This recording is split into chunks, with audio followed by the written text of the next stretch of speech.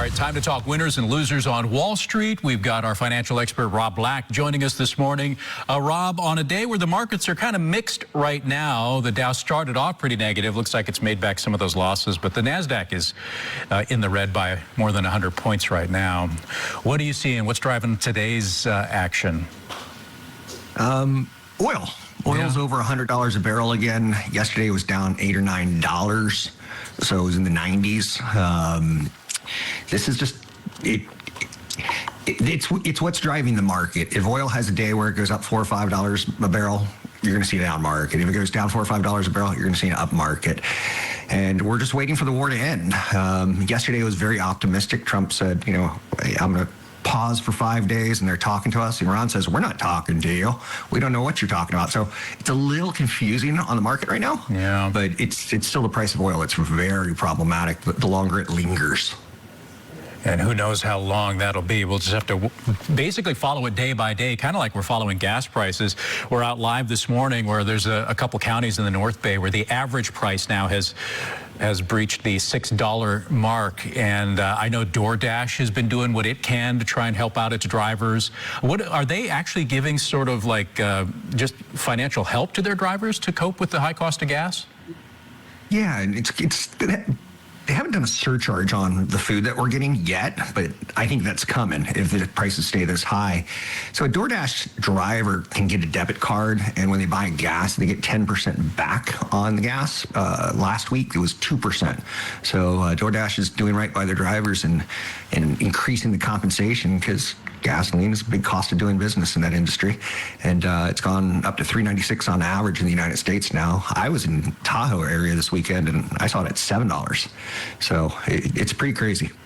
Yeah, it's nuts. We were talking yesterday with somebody from Gas Buddy, and we were talking about the jump in gas prices, the jump in diesel, and how that's going to trickle down to, you know, the cost of things at stores, because you need diesel to transport stuff. And then he brought up the skyrocketing cost of jet fuel too, and that's certainly going to be something that, you know, we're going to feel at some point or another.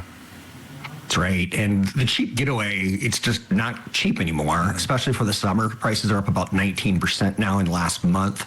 If you and I were to fly from SFO to New York, it might be about $400 a month ago. Now it's up to $476. So there is no cheap getaway anymore. Jet fuel, like you said, has made that big move from $2.50 all the way to $4.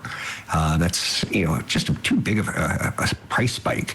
So in 25% of airlines, their business is fuel cost as far as operating costs go. So they're also getting rid of all the cheap seats. They used to have cheap seats so that they'd fill up a plane. Now they're just taking a flight offline and saying, you know, instead of 3 flights to New York this week, we're only going to do 2 flights. And premium seats, people are willing to pay for first class, for more legroom, for more flexibility on the ticket. So when I have kids traveling with them, sometimes it gets tricky with their schedule. So I'll pay an extra $60, $70 so I can change the fare. So best time to buy tickets, James, 1 to 3 months out if it's domestic, and 4 to 6 months out if it's international. So your summer window is already closed if you want to get cheap seats for summer.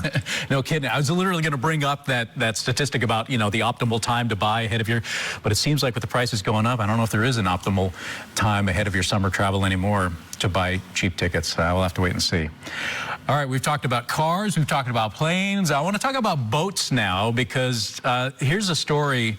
It's actually a company I was following, what was it, summer of last year, and a couple of other companies too. They're doing this sort of similar thing where they're out in the Pacific Ocean collecting and sweeping up plastics and other debris that are floating, other, you know, things out there. And this company's kind of cool, kind of like the Roomba of the ocean. That's right. I got the story from the LA Business Journal, which is a great source for business stories. So it's a company called Clean Earth Rovers, and they've been putting this autonomous robot boat in the LA port of LA daily since January, and it's already pulled out over a ton of trash, about 200, 400 pounds a day.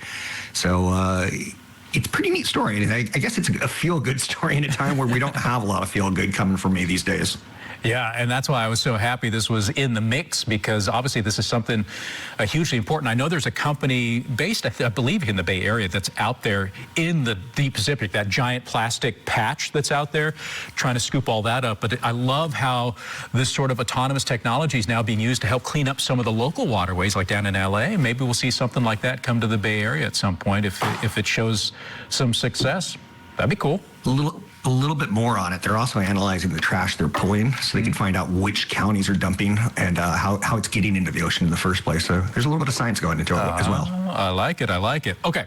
Final story this morning, another feel-good story. Let's talk Disney. This is in your winter column. Disney and Universal dominating theme parks, a place where we can go and have fun, as long as we don't look at the price of it at the moment.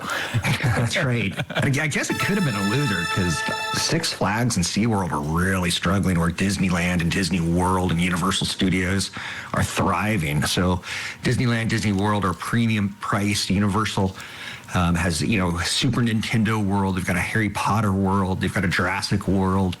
So they're thriving. Six Flags is selling 7 of their regional parks, just getting out of the business. Just not 13% fewer visitors in the fourth quarter versus the year before. SeaWorld saw 2.5% fewer visitors, so they're down to 4.8 million. And it's an industry that you have to have volume. So kids are distracted today with cell phones and sports teams and other things, and they're just not going to the regional theme parks as much. Interesting.